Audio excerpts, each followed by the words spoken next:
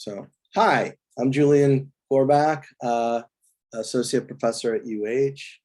And I'm going to be talking to you guys about this book that I wrote that was published in 2019. So I did do a book tour, or a kind of a rolling book tour that went on for a while, kind of like a one-man rock band for a year or so until COVID shut it all down. So it's been a little while. It's been about a year, I guess, since I gave one of these talks. So if I'm a little rusty, please forgive me. I'll probably pick up speed as I go along.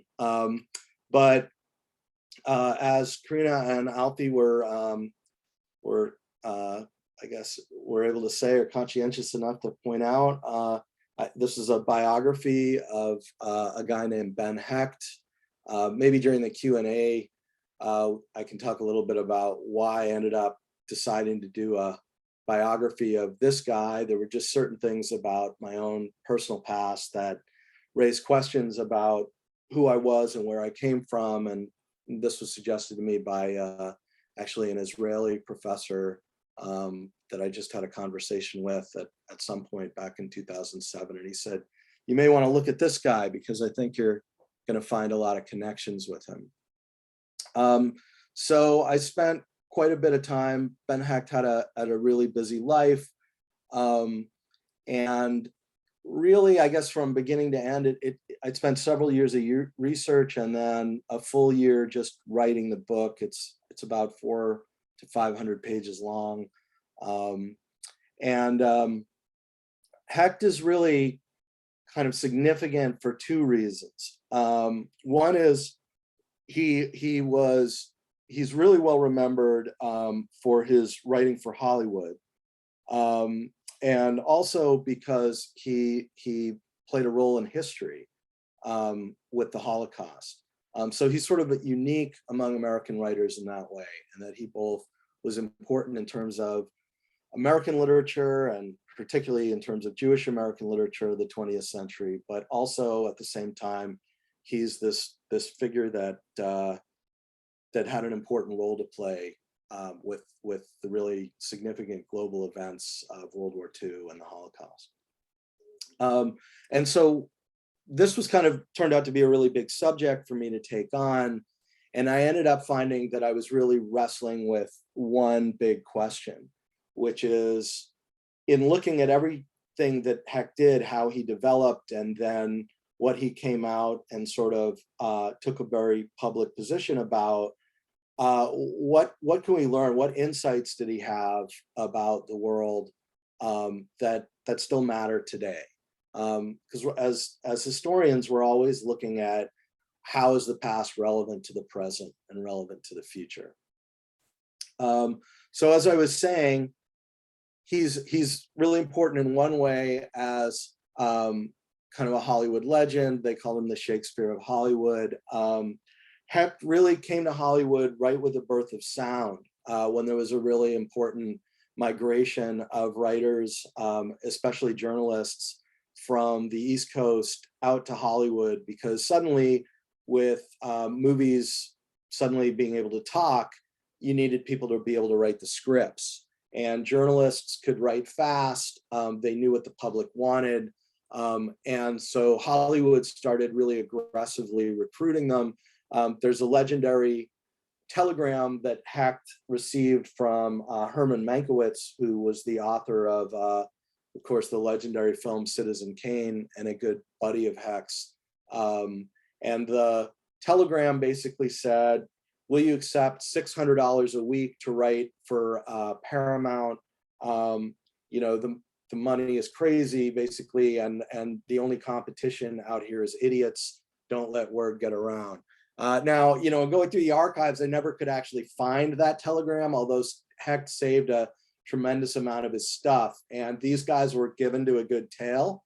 So who knows if that telegram ever existed verbatim. I mean, he's pretty honest in his autobiographical stuff, but he's also a tale teller, so we'll never really know. But a lot of the stories anyway tell us a lot about the times and who they are. And when he said, you know, that the money is basically ridiculous and the only competition, that's not verbatim, but the only competition is idiots is verbatim, and don't let this get around. That really comes, you know, that really speaks to Hollywood at the time. They all kind of came out in a group, and Hecht was probably among all of them a lot of famous people that you guys have heard of, people like great writers like F. Scott Fitzgerald and William Faulkner, to journalists like Dorothy Parker or Mankiewicz himself. You know, they were great at Gab. They had were kind of had a lot of fun together. They were pretty decadent, had a lot of fun drinking together, and of all of them, Hecht was really probably the most successful at being able to regularly churn out movies that were a hit, and he could turn them out fast. One of the lines that I have early in my biography is that, you know, Hecht was spinning out these blockbusters for Hollywood with a speed and resourcefulness that at times resembled a kind of sorcery. He could write in just about any genre. Because this was the golden age of Hollywood and the birth of sound, this was a moment when you could actually invent genres. And so Hecht introduced the gangster picture, and which quickly became the gangster movie craze. So he wrote the 1932 version of Scarface. Many of you probably know the film from the remake with Al Pacino in the early 80s, set in Miami. But there was an original, you know, gangster movie to end all gangster movies called Scarface. He wrote the final draft of Gone with the Wind. One of his best films was Hitchcock's Notorious. And so altogether he wrote, he played a hand in, you know, kind of an amazing number of like more than 140 films. A lot of times he was called in as a script doctor, as was the case with Gone with the Wind, where the studios were in big trouble and they were willing to spend maximum bucks to somebody who could come in and within a few days of sleepless work produce for them a successful movie. And that's what happened with Gone with the Wind. They were just stuck with it. To give you a broader picture, Hecht published over 30 books in his life, a number of novels, a series of memoirs. He started as a crime reporter, which I'll get into. He ended up moving to New York City during the jazz age of the 1920s, when the literary scene was really hot there. He wrote, one of the most famous things he wrote was The Front Page, which is a newspaper comedy, which has been remade, I think 4 times or 5 times as movies, and has gone through regular reintroductions on Broadway.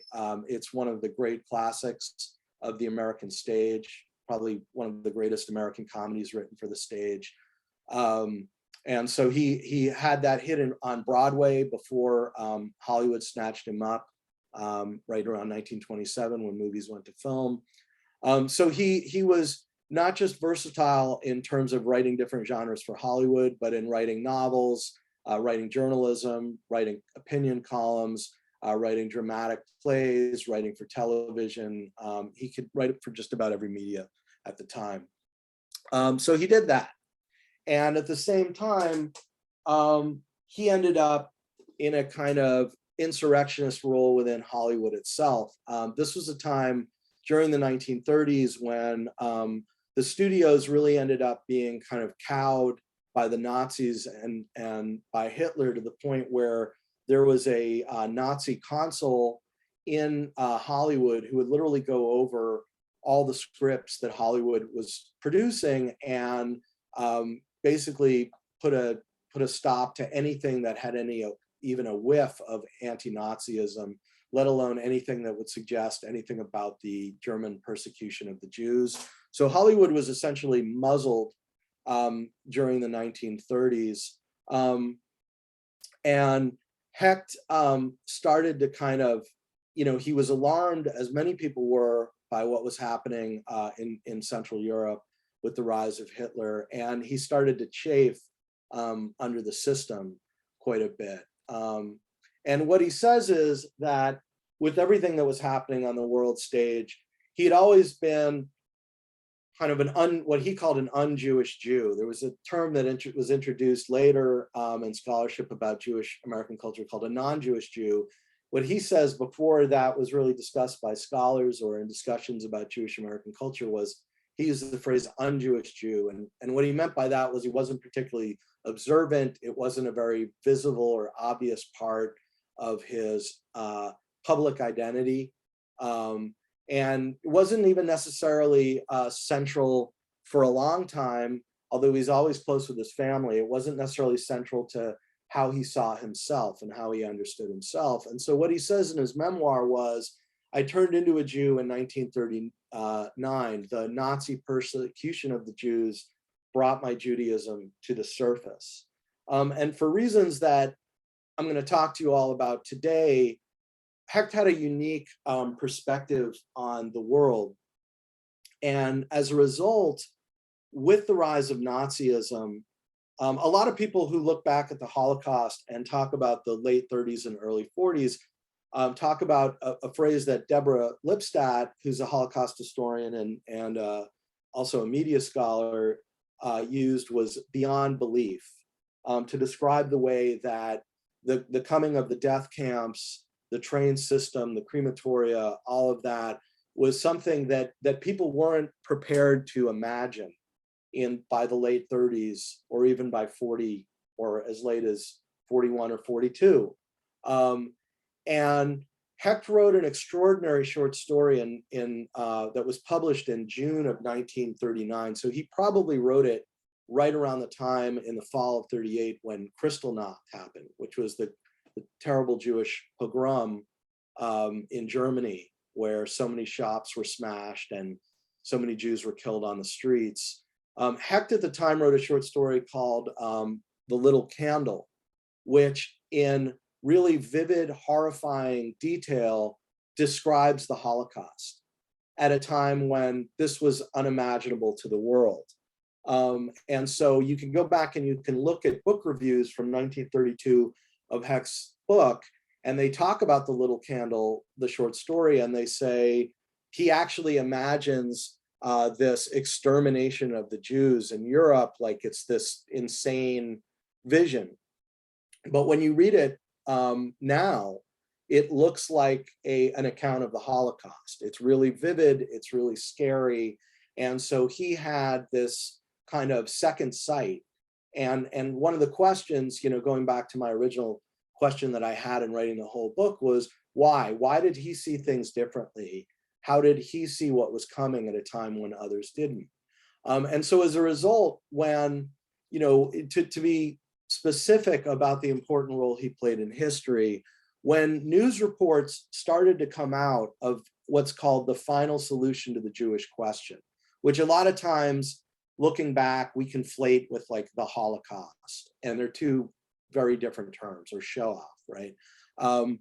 When news actually began to come out about the final solution to the Jewish question, and this was basically the Nazi plan to exterminate all Jews, the genocidal plan that the Nazis eventually embraced, that involved the trains, the crematoria, the gas chambers, the crematoria.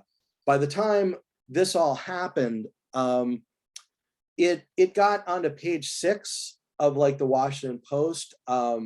There was so much going on in the news. The Guadalcanal was happening within a couple months. There was the Battle of Stalingrad. This was the fall of 1942. So the United States was really just becoming deeply involved in the battles that would be decisive in the war. And we can talk about different reasons why this news was buried.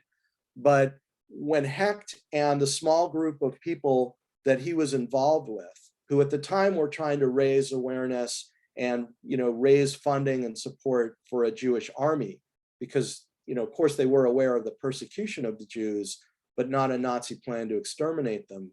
When they became aware of the final solution to the Jewish question, they understood that this was an emergency. And as the slide says, the idea of a race against death. They realized they had limited amount of time, that something like 2 million Jews had already been murdered, or 2 to 4 million had already been murdered. Within a year to 2 years, it would be, by 1945, it would be 6 million Jews. And they had a kind of a clarity about that. And so Hecht, with all of his talents as a writer and as a storyteller, and all his abilities in all these different media that I've been describing, from newspapers to the stage to film, he became a kind of a one-man orchestra of trying to shake the American public and wake them up to the final solution to the Jewish question. It's important to say, to be specific and accurate, and say, Hecht kind of broke the silence in the American media. It would be lazy to say about the Holocaust, and that's where a lot of confusion comes in, because that's a very broad term that can involve all persecution of the Jews. But he really was involved in breaking the silence in a really significant way about the news of the final solution of the Jewish question. And the reason he did this, the reason why it was so important, was that there was an understanding that they needed to, with him and this handful of people that he was joined with, that they needed to move public opinion. They needed to wake up American public awareness, to put pressure on the Roosevelt administration for an allied plan to rescue the Jews. That if there wasn't a major allied effort, then there'd be no way to get the Jews out of this death trap of Europe that Hitler had created. And so they had as this slide sort of suggests, they had a whole variety, and this is really a core group of Hecht with about 5 other activists who were 25 years old, Jewish activists that had just arrived off the boat from Palestine. A bunch of them in their first couple of years here in the early 40s had to learn English. And these guys had really no money to their name. They reached out to Hecht to join them, and then they got the news of the final solution. They found they were in this emergency, and they launched almost immediately this massive full spectrum publicity campaign of, and I give you some of the statistics here, is 40 ads in 200 newspapers, these massive show to end all shows, celebrity pageants at Madison Square Garden, and at the, at stadiums across the country, like the Hollywood Bowl in Los Angeles. Hecht was giving constant speeches and fundraisers, and then there was a really innovative, forward-thinking political lobbying effort where they were really reaching out to Congress. They were putting out ads. They were getting more and more influential public intellectuals who were signing on and endorsing them, and also going out on the road to kind of spread the word. So one of the biggest events was We Will Never Die. It was the main speakers were the Hollywood movie stars that had starred in Hecht's gangster movies, Edward G. Robinson and Paul Muni. But it had a cast of, and this was kind of a thing at the time, but Hecht really kind of brought it to another level it had a cast of like 500 people on it. As you can see, all the people on the stage, 40,000 people in 2 different sets of audiences saw it in March of 1943 at Madison Square Garden, and then it went on tour. And it was to, again, wake the public up to the fact that there was this extermination underway, and there was a race against death, a race against time to get an Allied rescue program underway. Of course, that failed. We all know what happened. As much as talented as Hecht was and as energized as that was, they were able to move the needle. They were able to put the final solution on the front pages of the American papers. But the politics of the war were such that they really couldn't get the Allies to launch a rescue effort. A lot of that had to do with the fact that, America's chief ally was Britain, which occupied Palestine. If refugees were to come over anywhere en masse, it might have been across the Mediterranean and into Palestine. The British, who were fighting the Nazis, had a restive native Arab population on their hands and were concerned about boatloads of refugees streaming across, or with Allied assistance coming across the Mediterranean and getting dumped into Palestine, where that might set off riots and make the war effort more complicated for Britain. And we had, as the United States, we had just been emerging from the Great Depression. There was a lot of nativism and anti-immigration sentiment carrying over from the 1930s. So people were highly suspicious of the idea of bringing boatloads of refugees over to the United States. But whatever the reason, the Roosevelt administration really slow-walked a rescue effort. One of the big arguments they put out was, well, the best way for us to save the Jews is to win the war. This infuriated Hecht. And in the aftermath of the war, you had a situation where you had hundreds of thousands of survivors of the Holocaust left in the concentration camps. Britain, by the end of the war, still occupied Palestine and still had a barrier up for immigration of refugees from the camps to get across. These people were called displaced persons.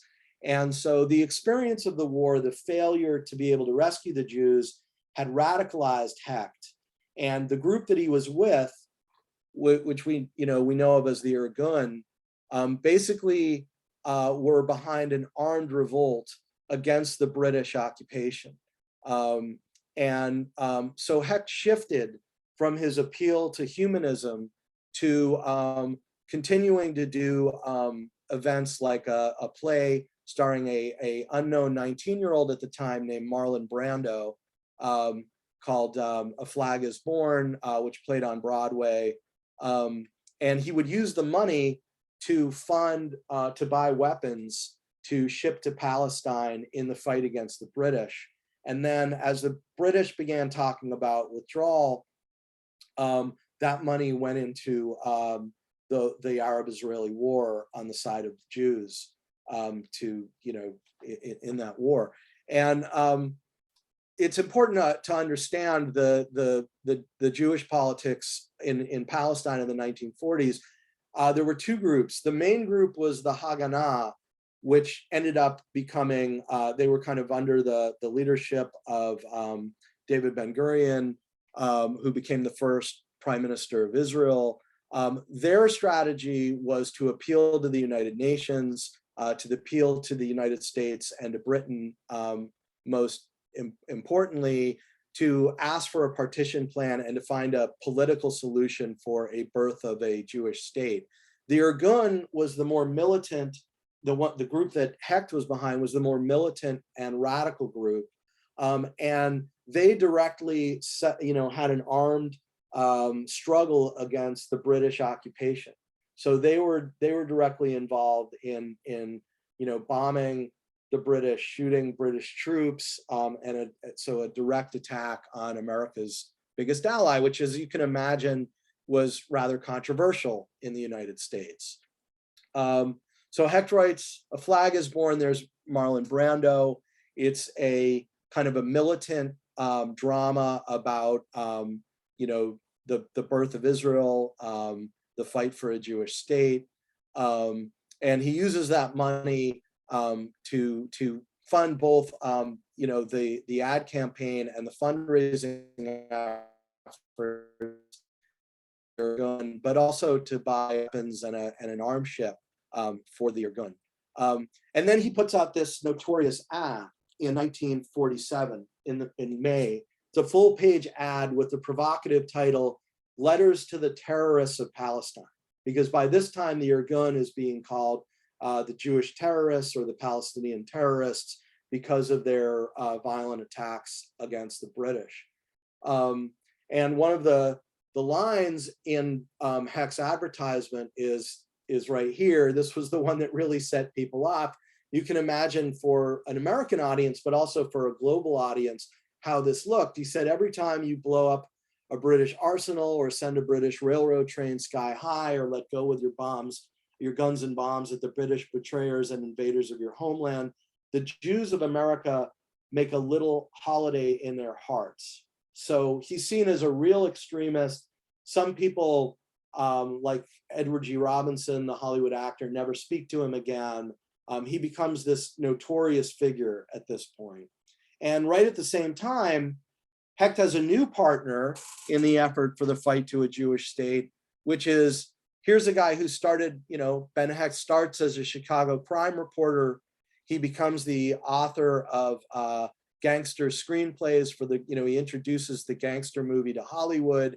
And by 1947, he's partnered with a real Jewish gangster and the mob, across America to smuggle arms and material to Palestine in the fight for a Jewish state. And then this ends up, a lot of these arms end up getting used in the Arab-Israeli war against the Arab armies when they invade.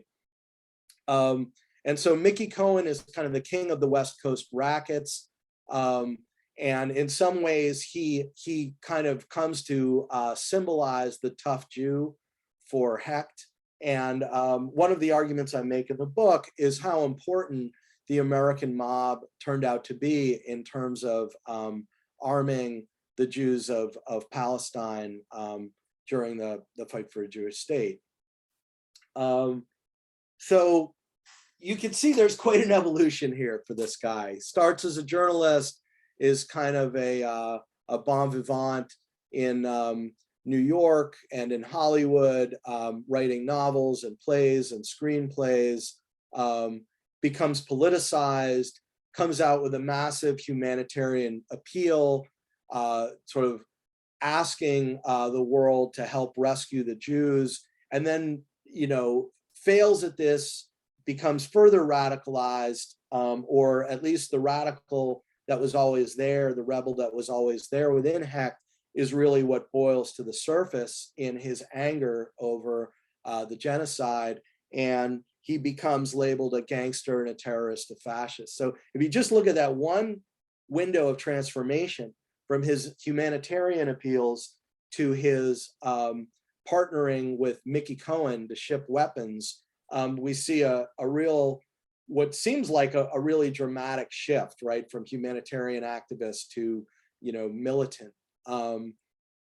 And so there's that question of, is that really a change? How do we also explain how Hecht on one hand was, the non-Jewish Jew, and then suddenly finds himself the ultimate Jew? And what I found was a lot at the root of the questions that you find, and you have to go to Hecht's many books and movies to see the conversation that he's really kind of having with himself and with his audiences, that is really a through line through every story that he tells. What he's basically doing in all of this remarkably prolific body of work is he's spinning out variations of what he sees as really the most important question of the time. And I would argue the question that he leaves us with, that is just so important to our politics and our media today. And the way that Hecht put it, and he said he got this line from Joseph Conrad, which is a question of the soul of man. And just a fundamental question that has so many philosophical and political and legal implications, and implications in terms of the function and nature of our media, which is man fundamentally good or not, or evil? Is if we look at human nature a different way, how do we understand the rise of Nazism, the health of our democracy then, the health of our democracy today, the role that our media plays in all of that? So a lot of implications. So to break that down and to just kind of quickly, and I'm going to try and do this in about 10 minutes to leave time for a Q&A. I'm just going to hit 3 of these 4 major themes. The media theme, I think I'll leave alone, because I think people might have a lot of questions. I looked at, one of the things I looked at was the media and corruption, because there was just so much spillover between the media of Hecht's time, the newspapers and other things, and actual criminal activity, that's a subject in itself. But I think a lot of people might be really interested in Hecht as a propagandist and questions about misinformation and disinformation. And that's a little bit of a different subject. So I'm going to hit these first three, and then maybe we can talk about whatever media implications people want to bring up. So to begin with the first one, you have to understand Hecht as someone who started as a crime reporter. And that's how he developed his view of the way government operates, the nature of government, and its relationship with crime itself. So when Hecht was a young crime reporter, like at a time when most of the rest of us maybe go on to college, get our first jobs, whatever, sort of come of age at 17 years old, 18 years old, that's when Hecht started as a newspaper reporter. He started as what's called a picture stealer. So this was a time when it was very hard for newspapers to acquire photographs because cameras weren't portable. And so they used to send these boys out to go climb into, like break into houses and other buildings often, and steal photos that they would then print in the newspaper. And so Hecht, which is a real thing. I mean, you read it in Hecht's memoirs and you think, come on, he's got to be making this up. And then you find out, oh no, actually this was quite common, that they hired picture snatchers to go run around and sneak around and steal photos out of people's private possessions. So he started as that. He also, says that he started writing a lot of what we call today fake news and getting it in the paper, and then kind of got into a bit of trouble with that and straightened out a bit. But the ethics of Chicago journalism of 1915 were not maybe the ethics of the New York Times or whatever in 2022. It was a pretty wild and woolly time. What Hecht did night after night in this really roiling period of the boom of the Industrial Revolution was cover crime. And he spent a lot of time on death row with psychopaths that had murdered people that were awaiting hanging. He covered something like 17 hangings as a newspaper reporter. And so he got a real window into psychopathy by talking to these people. And as a young man, kind of getting conned by them over and over, where they would say in their final days on death row, no, I've changed, I found God, or whatever else. And then something would happen where they would tip their hand and he'd realize that he'd been sold a song, and that these guys were cold-blooded killers. They were psychopaths. A lot of them were very cunning and well able to put things over on the public. At the same time, he was seeing the burgeoning culture that would become the gunman and the famous scene of Gangsterland of Al Capone's Chicago, gangland of Al Capone's Chicago, when in 1919 you had the passage of the Volstead Act and Prohibition. So you had the newspapers got into a very bloody newspaper war where they were killing newsboys. They were hiring thugs.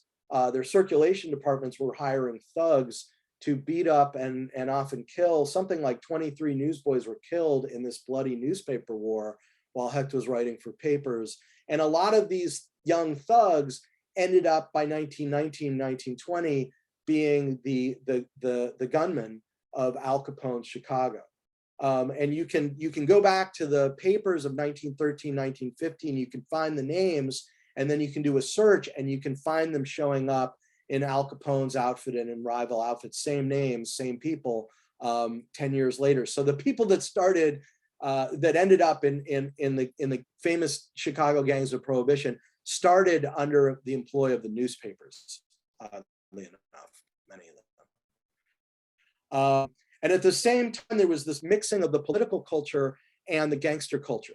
So there was something every year called the Gangster Ball, where pimps and prostitutes and con men would lock arms with the police chief and the judges and march around in a circle in a big parade ground all together and party together at something that was called the Gangster Ball.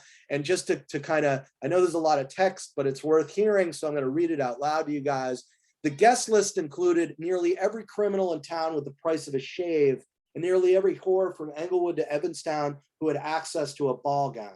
Pickpockets, pimps, porch climbers, jack rollers, sluggers, heisters, and gunmen I had seen before court were on display socially in the Coliseum, and the judges with them.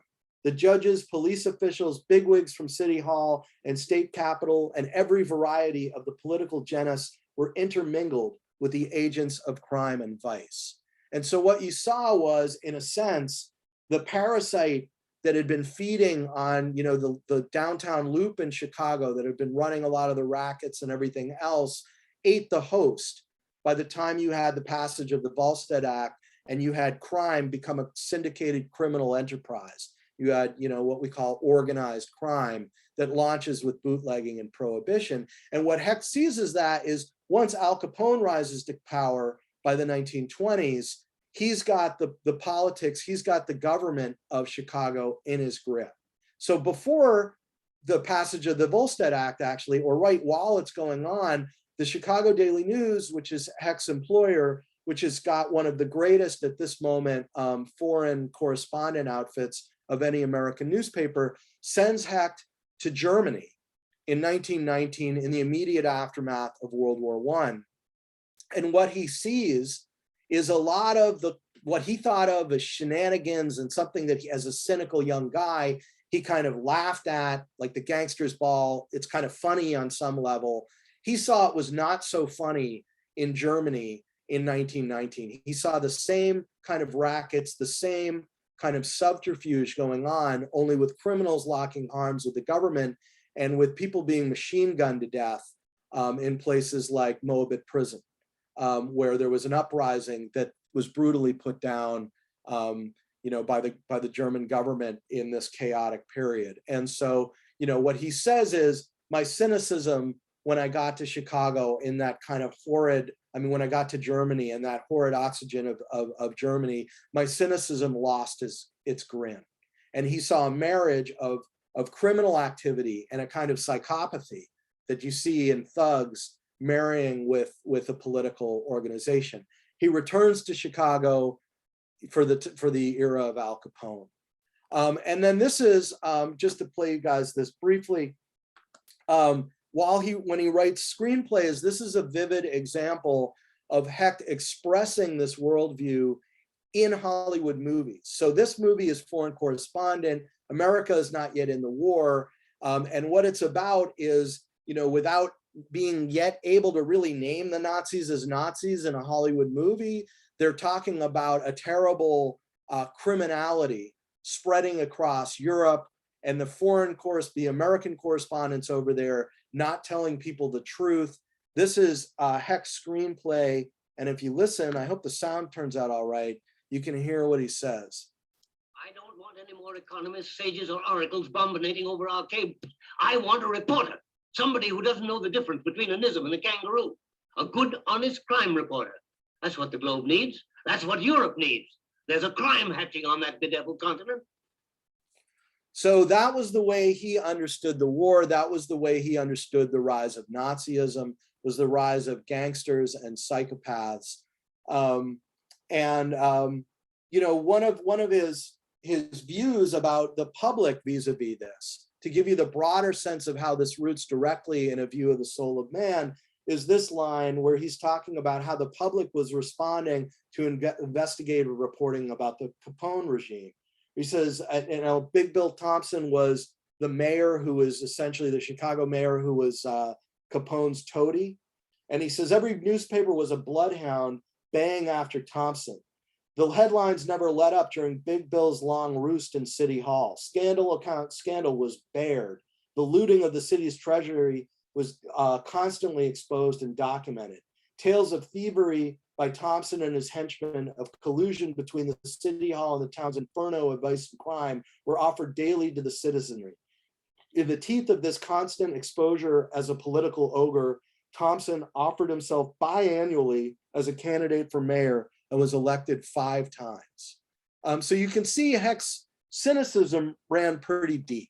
And then this leads to the second point, which is he sees the news of the final solution to the Jewish question.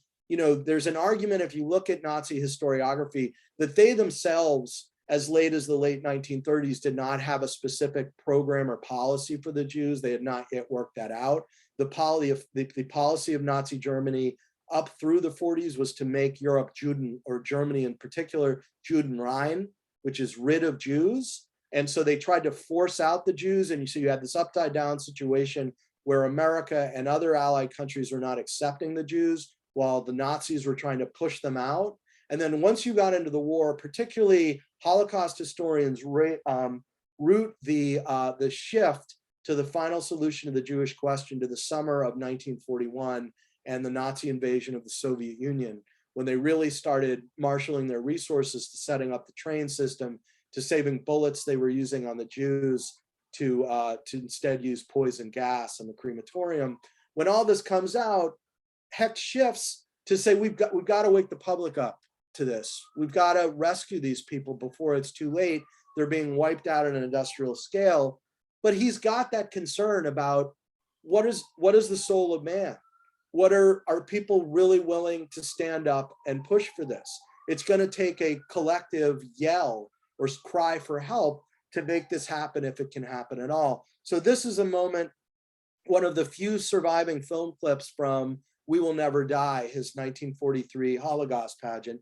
And you can hear it articulated, right here. If I can get the, sorry. The Germans have promised to deliver to the world by the end of the year a Christmas package of 4 million dead Jews. It is a problem that belongs to humanity, and it is a challenge to the soul of man. So, so to get a little bit on the next level of that, it's important to go back a little to say 1920, by the time Hecht is getting back from Germany, to realize he was not alone in having really questions of not just his experience in kind of industrial America, in urban America as a crime reporter informing him, but for his generation, the Great War and what the Great War told them about human nature. You know, the Enlightenment had been a belief in the goodness of people, and the idea that fundamentally, if you had rationalism, if you had reason, and you had progress, that this would lead to good things. And what they saw in the modern era with the birth of a modern secular world was machine guns and poison gas and trench warfare. And so they were all staggering out of this and raising fundamental questions about the nature of man. And so just to put Hecht in line with two of his other peers at the time, to understand specifically what Hecht was saying about the nature of man, you had Walter Lippmann, who by 1920 was saying, had emerged out of the experience of the war and was saying, the world is too complicated for the average American voter, the average person who's supposed to self-govern to handle. People are not omnicompetent. If you ask them about a complicated question like, I don't know, vaccines, the science of vaccines, or climate change, or healthcare policy, that this is too much, that the average person is too busy and too harried for the sort of complicated questions that run the world. We need experts. We need a class of experts that can legislate or inform government to run this, okay? So his view was that there were limitations to the average person, right? That we just had to be realistic about it, especially in an age of mass media. Then you had H.L. Mencken, who was a mentor for Hecht. Mencken's view was a little more blunt. He thought people were stupid. He basically used the word boobs for American people. And instead of the bourgeoisie, he called kind of the American public, the Midwesterners and the kind of the people of flyover country, as we call it now, he called them the bourgeoisie. Hecht had really a darker view than either Lippmann or Mencken. In Hecht's view, what he began to emerge with, and again, I think this was his experience with criminality, psychopathy, all that kind of thing, was that there were some really, really dark currents in human nature. And some of the most significant ones that we saw to come into light, not just the kind of predatory ones that we see with the full-blown psychopath, the killer, but just the more pervasive ones that are part of this dark motivation are tribalism, our fear of outsiders, our prejudice, our bigotry. And he began to believe that the right kind of demagogue could emerge and push buttons in people and unleash this really dark side of human nature. And there were a lot of people with the rise of Nazism. One of the most important things I learned from writing this book is that for people who lived through this era, intellectuals, people who were talking about this and trying to figure out this together, they looked at the rise of Nazism and they said, what explains this? What is this? Explaining it in terms of politics didn't make any sense. You can't explain this. You can't explain Nazism in terms of a debate over tax policy or an argument about how large or small government should be, or any of those states' rights versus federal rights.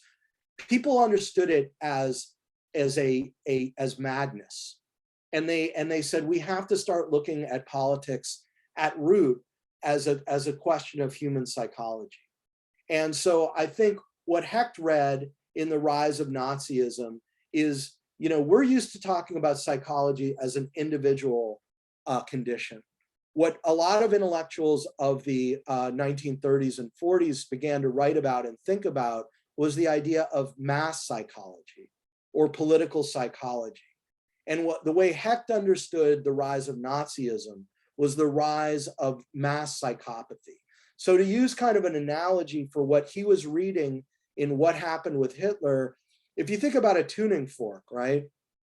Well, to back up for a second, just to give you an idea of like, when we talk about autism, we talk about a spectrum, right? People being on the spectrum or whatever. What he was essentially saying was that when it comes to something like psychopaths, like people who have a lack of empathy, who are cunning, who are, don't regret the wrong things they do, that's in all of us. But there's a certain population, there's a certain amount of the human population that leans on the side towards the psychopath.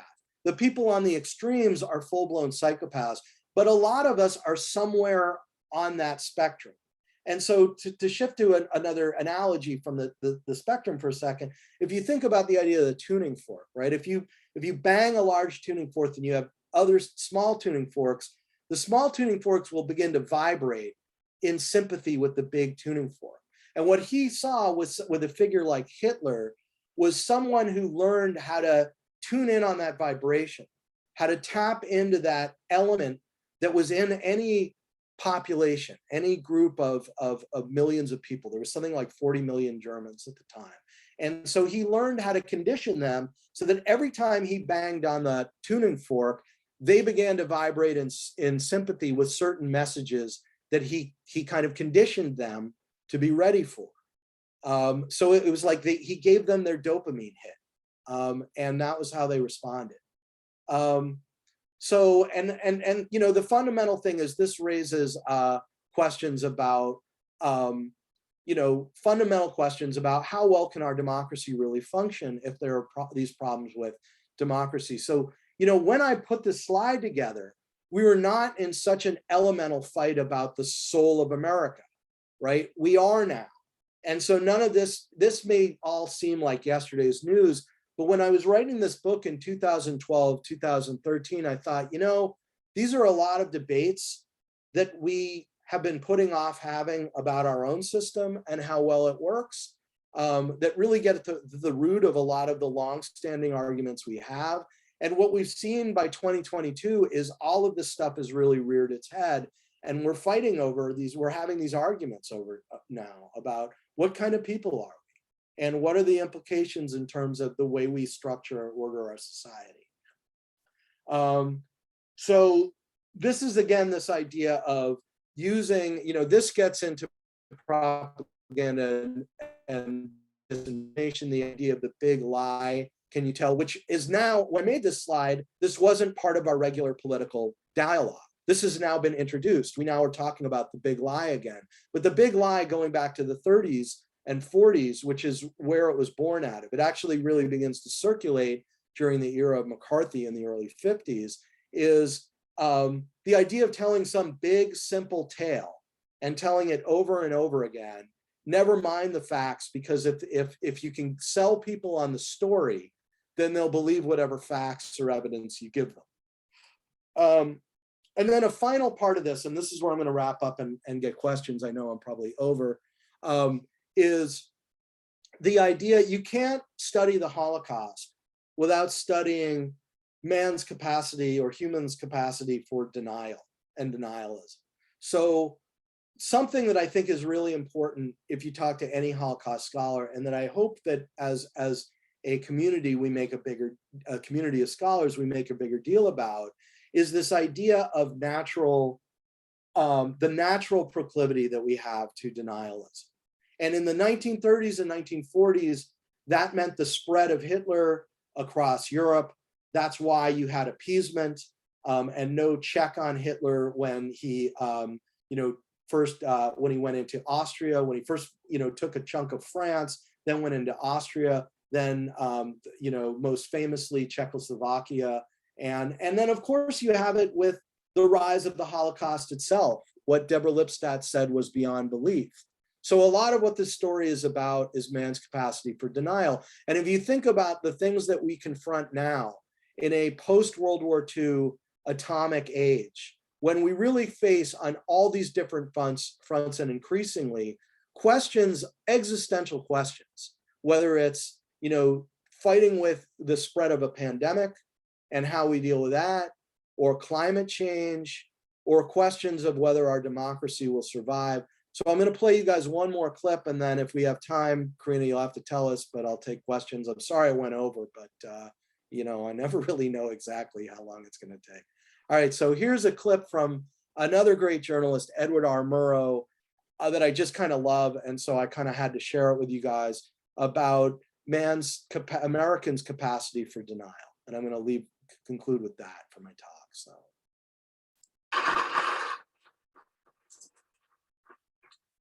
This might just do nobody any good. At the end of this discourse, a few people may accuse this reporter of fouling his own comfortable nest, and your organization may be accused of having given hospitality to heretical and even dangerous ideas. But the elaborate structure of networks, advertising agencies, and sponsors will not be shaken or altered. It is my desire, if not my duty, to try to talk to you journeymen with some candor about what is happening to radio and television. And if what I say is responsible, I alone am responsible for the saying of it. Our history will be what we make of it. And if there are any historians about 50 or 100 years from now, and there should be preserved the kinescopes of 1 week of all 3 networks, they will there find, recorded in black and white and in color, evidence of decadence, escapism, and insulation from the realities of the world in which we live. We are currently wealthy, fat, comfortable, and complacent. We have a built-in allergy to unpleasant or disturbing information. Our mass media reflect this. But unless we get up off our fat surpluses and recognize that television in the main is being used to distract, delude, amuse, and insulate us, then television and those who finance it, those who look at it, and those who work at it may see a totally different picture too late. So on that cheery note, and then of course, you guys all disappear. I have to bring you back somehow. You disappeared behind some screen of mine. There you are. Should I take questions at this point, Carina, or how do Yes. So thank you very much for that presentation. You're going to want to stop sharing your screen. And then Alphie is going to facilitate a Q&A. We did receive several questions. Thank you for everybody that submitted questions. Check the chat if you haven't already. There's a link to the exit survey if you need to helion and leave. If you want to stay for the remainder of this Q&A portion, you are definitely welcome to do so. And if you want to submit a question now, you can still send those in to Alphie or myself. And if you would like to unmute yourself, just ping me or Alphie, and we will give you that option to verbally present your question. So Alphie? Yeah, and thank you again, Dr. Gorbach. That was really fascinating, and especially that last clip, and considering how he was talking about TV, and yet now we're in an internet information age where the problem is probably just magnified even further. Okay, so One of the questions we received from our audience was from Tony Sloan. What was Hecht's main inspiration for wanting to become a writer? What piqued his interest initially? Oh, wow, what a great question. I think in part he got it from his dad, who would sit around with the family and tell tales. I think he, I mean, this is almost going to sound belittling in a way, but I think Hecht loved boy adventure stories. I think he loved stories about pirates and circus people. He actually was in a traveling circus in high school. He did trapeze performances and everything. It's funny because he wrote a lot of popular fiction, and it's the stuff of like boyhood and childhood. And so I think that it kind of from a real love of life. I mean, I think it's not, and a love of I think he fell in love. It was almost like an erotic, I mean, he fell so passionately in love with words, as did his peers. I mean, he was part of the Chicago Renaissance, which was one of the most important American literary movements of history. It's what introduced the American public to basically what's on every syllabus of like every English class you'll find. I mean, this small group of this handful of writers through a very small magazine introduced the world to, a lot of the writers were their peers, but Ezra Pound, T.S. Eliot, James Joyce, the first short stories of Ernest Hemingway. I mean, the list of people that were brought to the American public through the Chicago Renaissance, the list of writers is just astonishing. So on the one hand, you've got his boyhood and his sort of childlike fascination with stories and language. And then you also have, as a young man, the real burst of modernism and this avant-garde and love for the arts. It wasn't just a love for literature, it was also a love for the arts, visual arts, sculpture, and everything else. They were all kind of together, and they did, Hecht less so, but his peers really embraced a lot of socialism and political radicalism. Hecht at the time was a cynic and distanced himself, and so it's in many ways ironic that he got engaged in politics at this much later time in his life.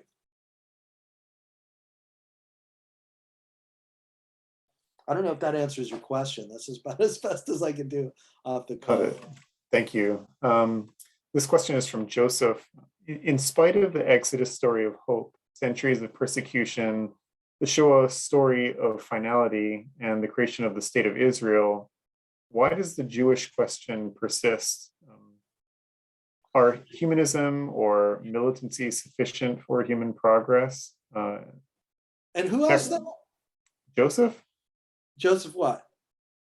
I didn't get a last name. Okay. Joseph Chernisky.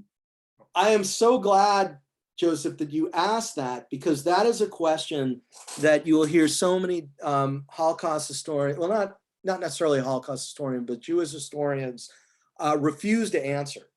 They will tell you it's an offensive question. And that seems to be a modern phenomenon, that we can't talk about why anti-Semitism comes up, that we can't offer explanations to it. But many people who get asked that, many scholars who get asked that, respond by saying it is based in unreason, it is hate, and to try and offer explanations for it is offensive. The conversation about it is offensive. I do not think, first of all, I do not think that's an insightful, I mean, I don't know. I don't just know how helpful that is.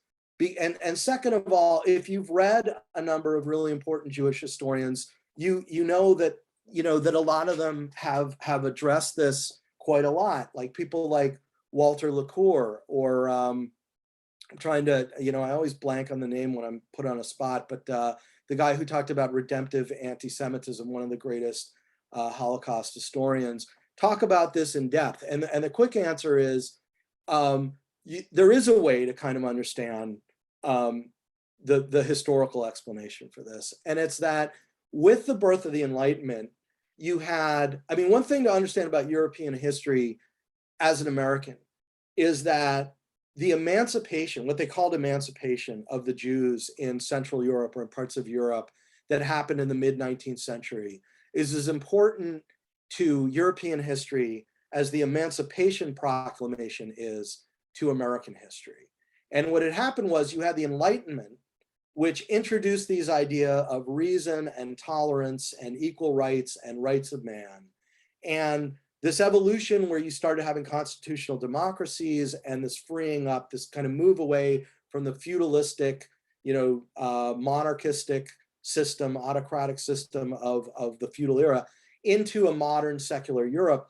Part of that meant giving Jews who for centuries in Europe had been in shtetls or in ghettos, giving them equal rights. Emancipation was the term that happened in country after country for allowing Jews to join the broader Christian society. And what happened with that was then you had the emergence of Jewish doctors, Jewish politicians, Jewish professors, all aspects of Jews joining European life, and that famous term assimilation. What it began to happen by the 19th century is you nevertheless had recurring incidences of riots and killings of Jews, just like there had been before the Enlightenment. And so what you had with the emergence of Zionism was leaders like Theodor Herzl or Leon Pinsker asking, why is this happening? Why in a secular era with the Enlightenment is this continuing to happen? And this guy, Leon Pinsker, offered a theory, which was that ever since the diaspora, ever since the Romans and the exodus of Jews from Palestine, Jews had been guests in other people's houses. And so as long as they were strangers in a strange land, or the element of whatever in Europe, say, they were in their separate community, they were not assimilated, people could always point to them and say, oh, it's a downturn, it's a famine, it's an economic depression, it's your fault, it's their fault. So they were always a convenient scapegoat because they were an outsider community in Europe for so many centuries and a significant outsider community. What happened post-Enlightenment was that with the changes in the modern world, say I was talking about people looking at World War I as Europeans and saying, what the hell happened? This is the fruits of the modern world. This is the modern world. Well, who do you blame for that? You blame this new face of modernity that has emerged, that has just joined the crowd. And you say, you see these guys who have slipped in here, who think they're part of us now? They're the real secret cause to all the problems. And if you look at Hitler's,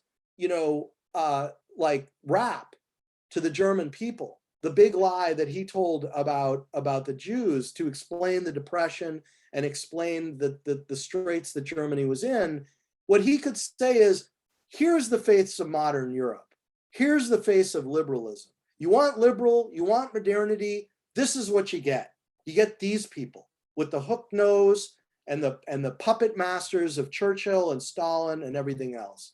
And by the way, the name I was forgetting, so Walter Lacour is, and I could put it in the chat, these authors who are the ones who articulate this, Walter Lacour, who writes a masterful history of Zionism, and Saul Friedlander was the guy who is the one who brought up that term redemptive anti-Semitism as a term to explain how Hitler used the idea of ultimately what was a military war against the Jews as a way to kind of say, what we're really in it, we're not really in a fight against Stalin, we're not really in a fight against Churchill or Roosevelt. These are all just the puppets to the puppet master of the Jews. And what we really have to do is strike over their heads at the enemy, which is the Jews, to get them. And Saul Friedlander, his term for this was redemptive anti-Semitism. Why does all this matter now? Well, I mean, if you look at any modern 20th century society, say a society where you have a minority majority, right? Where you have a majority of the country suddenly becoming all the minorities, and people don't like that. And you want to point at everything that's wrong with the modern world. You say, you see these people streaming across the border? This is liberalism.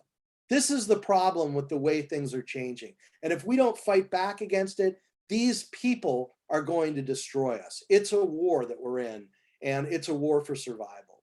And so it's not just, this is not just a story about how anti-Semitism has survived. It's about how hate survives. And it's called redemptive anti-Semitism. Oops. Next question. Are we? Or maybe we have time for one more. And this is kind of a nice segue from where you were landing. This is from Lauren. What do you think Ben Hecht would say or think about the rise of Trumpism? I mean, you know, there are a lot of people who I think are on the right. You know, conservatives who see Hecht's tough Jew thing, his militarism. They think he was anti-Arab or anti-Muslim, which, I mean, you have to understand the politics of the 30s and 40s. For an American Jew like Hecht, who lived through the Holocaust, the Arab-Israeli fight hadn't come into focus during this period of his activism. And because of the terribly bitter war, which ended in bloodshed between the two Jewish factions, Hecht washed his hands in 1948 of Jewish politics. So people who want to, on the right, who want to embrace Hecht in the 21st century, it's just more complicated than that. You can't graft the politics of the 1940s directly onto the politics of 2022 and say Hecht was a right winger or something, which he wasn't in the 40s. You know, he was a liberal who had his own perspective on things, but you can't say he was on the right then, he'd be on the right now. You know, my personal view, I think Hecht was, you know, had his antenna up for demagogues. I think he understood them. I think he understood appeals to hate a lot of times ahead of other people. And, you know, whether you want to talk about Hecht in terms of a partisan, I mean, I don't think it's necessarily partisan, because there are plenty of Republicans who are deeply, deeply suspicious of Trump because they feel he's anti-democratic or whatever. But whether you want to, you know, you want to take the partisanship out of it or not, I think, you know, you look at Jewish American writers like Philip Roth or Saul Bellow.